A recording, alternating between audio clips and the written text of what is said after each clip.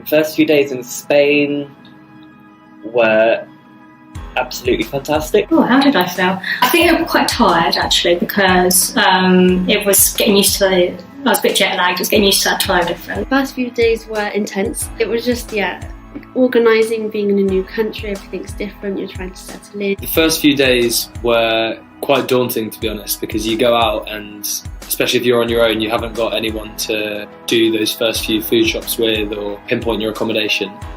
So the first few days were tough in that respect, but also quite exciting because you're in a new place and you're thinking you want to explore. And then after that, it gets a lot easier once you make a few friends. When I arrived in January, I was with another girl from Cardiff, and the day we actually moved onto the campus, there was nobody around, and it was a really big surprise to show up and it not be exactly how I thought it would be.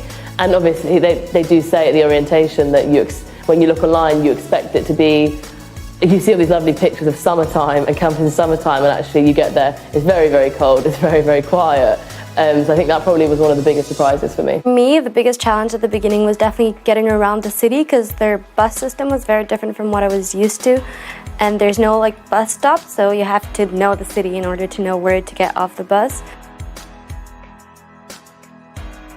But just do stay vigilant, making sure that you do watch after your belongings and look after yourself. I mean, when I arrived, most of the students weren't there at that point because I was there before those students arrived. But if I would have liked to have known earlier about all the other international students, because I ended up making a load of other friends whilst I was there through Erasmus Facebook groups and all this sort of stuff. Your first few days could either be fantastic or they could be more difficult, but just give it time.